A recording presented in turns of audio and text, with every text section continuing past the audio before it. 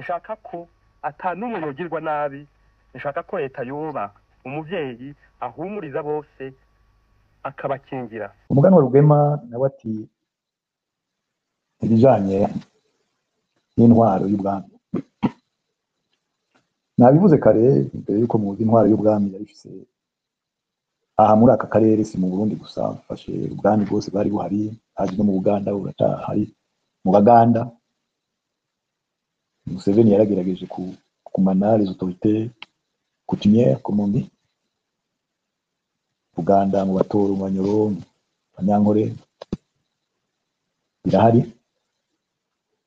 La royauté du Burundi yari organisée de façon même moderne. Nabivuze kare, c'était une monarchie constitutionnelle. Une constitution yari ihari mu Barundi. Il y avait la séparation des pouvoirs. Twifuza muri démocratie nyayo. Nati mbega twabishitse ko guki, yavuze Mathias Kimana, un grand ami twakoranye ibitari bike ku twarinda, niwe yazanye PRP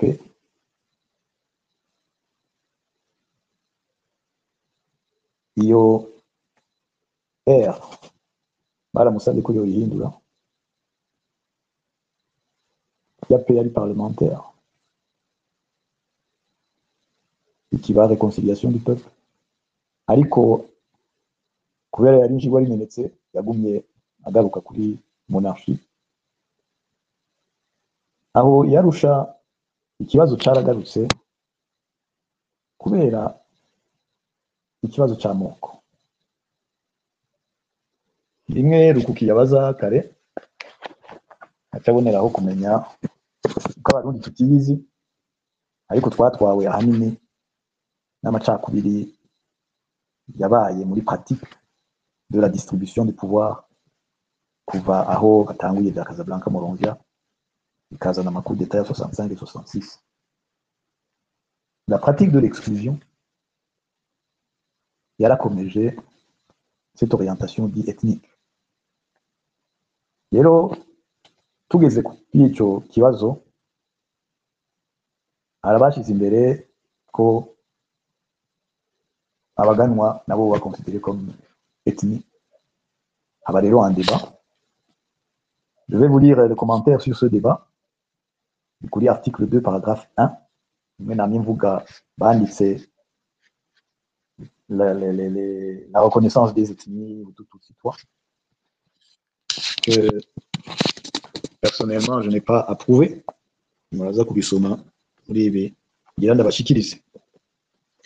Un débat approfondi n'a pas permis de réaliser un accord sur la question de savoir si les Baganois constituent une communauté distincte ou un clan dynastique.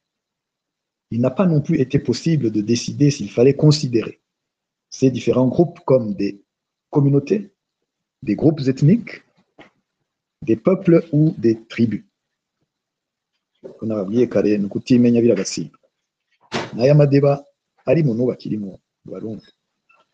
Certains ont souligné l'absence de caractéristiques permettant d'établir une distinction entre ces groupes ou communautés. Il n'y a aucune distinction d'ordre religieux ou linguistique, ni liée à la couleur ou à des traits physiques fiables. D'autres faisant valoir l'importance capitale de la distinction dans la conscience collective. Dans la conscience collective, dans les problèmes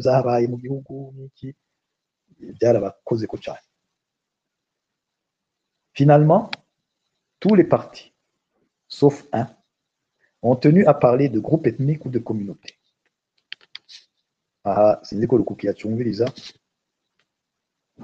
Tenez compte de cette phrase.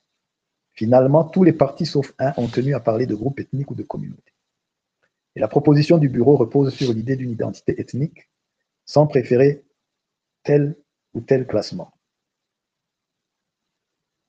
Toutes les parties conviennent que le Burundi constitue une nation. Alors, la question du retour à la monarchie, c'est l'article 2, c'est le même article, paragraphe 4, article 2 dans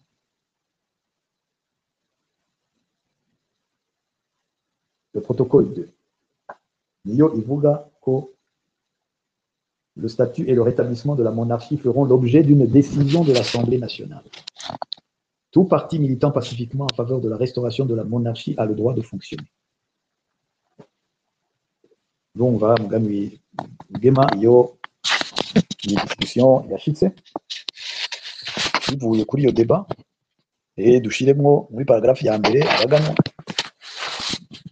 iyo ntibabishyizemo ariko kuri le retour à la monarchie c'est l'article 2 paragraphe 4. Rero abifuza ko la monarchie yogaruka pour diverses raisons que Rugema yashikirije ngaha ibintu bishoboka kandi ntuvuge ngo nturi kurakora politique mu gihugu ibintu byose ni politique nk'aba bandi bavuga ati oh je politique sindashobora kuyijamo ngo nimbi oya wawuyigiyemo nyene ubuvuze iti intwaro izokora ikibi nzofunga amaso kuko sinshaka kuja muri politique so uri complice quoi que tu fasses tout est politique aho uriko uvuga ukuntu igihugu cyo tunganywa nukuri nibisanzwe kandi narafise uburenganzira bwo kubigira turi mu gihugu démocratique ubu ntitukibine turi mu gihugu démocratique c'est une dictature ihari tous les signes sont là nous le savons. Les monarchies en Occident zaragize une évolution vers la situation dans laquelle zirimo ubu. La différence yari hari entre les monarchies z'abazungu na monarchies z'iwacu nuko les monarchies là-bas étaient des monarchies absolues. I Burundi ce n'était pas des monarchies absolues. No mu gitabo Jean-Pierre Chrétien yanditse kimwe sur le Burundi yaravyanditse. J'ai pu noter la citation kunayizanira kubera za principe nababwiye zari zihari, le principe de la séparation des pouvoirs, la constitution, amategeko yari ahari. Umwami babwiye ati tanga kubera plusieurs raisons abanyamabanga yaratanga nyene ntiyaza kuruspecta ngo nshaka troisième mandat ntibibaho. Rero ivyo n'ama principe twoshobora kuzana muri ibi bihe byacu avec ou sans le retour d'un roi ariko bigafasha igihugu gusubira kugendera ku mategeko. La monarchie constitutionnelle nk'uko iri tufate nko mu Bwongereza ubamo yaravuye muri monarchie absolue à une certaine époque avec l'histoire de Oliver Cromwell. Les droits de l'homme niho zatanguye kuvugwa kuko les paysans, les bourgeois ont respecté voilà shiraho rero une monarchie constitutionnelle barumvikana entre le roi et les parlementaires batowe n'abanyagihugu ngene igihugu bizotwara. Si au Burundi on avait fait la même chose puisque entre 1961, 62, 66, le Burundi était dans une constitution, certes calquée à la Belgique, de monarchie constitutionnelle. Naumami Abogati, le principe de je règne mais je ne gouverne pas, il y en a aimé. Dans la monarchie ancienne, c'était pas comme ça. Le roi régnait vraiment, mais avait des garde-fous. L'organisation d'un État peut se faire quand il y a des gens de bonne foi qui veulent vraiment mettre en place des lois qui font respecter et l'autorité et le citoyen. Je l'ai lu birashoboka nakubwiye nkuko bisabye sigure aho byavuye ni ngaha kandi n'ukuri j'encourage ceux qui veulent ce retour-là ariko bamenye neza monarchie yacu ya kera amavaleur yari ihagazeko kuko ahanini nayo mavaleur dukeneye ko yogaruka. Sous la forme d'une monarchie, pour moi pas de problème. Sous la forme d'une république, là aussi pas de problème. Le souverain c'est le peuple. Celui tout ma ça peut passer par un référendum et décidé par l'Assemblée nationale isoriale. Le peuple ici qui dirige il faut. Eh bien, pour tous ceux qui le veulent, allez-y, militez et bonne chance à vous tous. Aliko, personnellement, j'insiste beaucoup sur les valeurs. Les valeurs, koko tuzimenye kandi tuzigaruka. Nagira rero nshimire mwese mwitavye iki kiganiro. Tuzokomeza kuri itorero kusesangura ivy'Uburundi vy'abarundi. Aha turi mu ma proposition de solution abantu bogenderako, kuko abenshi baravuga ati ok tugende mu ngwano duhindura ibi n'ibi n'ibi, ariko ugasanga ahanini nabo baracari muri za ngwara zitarakira neza.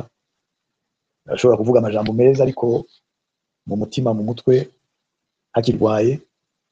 C'est un processus dutegerezwa kwinjiramo tuzi neza ko ari ibintu bitoroshe gukira, ibintu tumazemo ikinjana cyose tuba martelé twigisha ibitari byo. Nk'ubu hariho abandi bariko barigisha ibindi, noneho bamwe numva ngo baronse ligne de radio FM, hamwe bazogenda kuvuga les gens les événements, abandi nabo nyene soit les routisaires tutsiza bo bari muri iyo enseignement y'ubutandukane y'ubudasa n'ibindi. Kare na giye mu kiganiro bari bantumiye mu Mayi n'Amahoro, mu guheza nakebuye umuntu yari yanditse ethnie. Nshaka namwe ngaha nukuri ndabisubiremo uko niba twita aba intellectuel dukore un effort d'intellectuel yuko remettre en question uko batugize, uko batwanditse, uko baducafye, kandi atari ibyo badushira mu budasa dufise ibyo dusangiye. Le mot ethnie naho twanditse mu masezerano y'Arusha bamwe du protestants. Le mot ethnie tutegerezwa kuyikura muri vocabulaire yo kuvuga identité y'abarundi. Nabasabye nti umwe wese narabe yugurure muri Google la définition du mot ethnie. Nimwabona isigura ubuhutu bututsi butwa nzoba nzi, ariko sivyo. Rero tube des intellectuels vrais qui refusent d'accepter ce qui est faux. Ethnie égale musangiye vyinshi, aho muba, ururimi, imigenzo, culture, niho mwitwa ethnie. None kuri iyo imigenzo, culture, langue, territoire, les institutions, même la religion, abahutu abatutsi batwo batangiye, ariko tukabyemera par peur de dire aux blancs messieurs ibi ntitwemeye mwaratubeshe. Iyo ntango, soyons de vrais intellectuels. Insiguro yavyo irahari, nuko abarundi bari aho hambere irahari. Hariho bamwe bavuga ngo uravuga ngo nta bwoko buhari. Ndasubiye ko je m'occupe du mot ethnie qui est détestable, qui est criminel. Ijambo bwoko ndarisomera cyane mu Kirundi gifise insiguro abarundi bamwe bakoresha mu ntumbero yabo y'ikirundi muri pensée yabo. Iyo pensée rero niyo yahindutse. Hutu ngo ni Hamite, mfite ubu ni Bantu, Tutsi ngo ni Hamite, baca badutrasira 200 idashobora guhura n'umunsi umwe, kuko babikoze babizi bazi icyo bashaka gushikako. Ntidukomeze rero tuba enchaîné par ces choses. Ndabashimiye rwose ko mwakurikira ikiganiro. N'ejo kabaziko torero Remesha ntitwabatumira, muze mutwitabe, na cane cyane nimwa mwatahuye muze mushire mu ngiro ibyo mwatahuye. Murakoze cyane.